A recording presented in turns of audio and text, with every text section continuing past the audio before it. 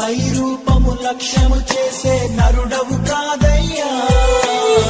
నా హృదయపు లోతులు ఎరిగిన దేవుడు నీవయ్యా.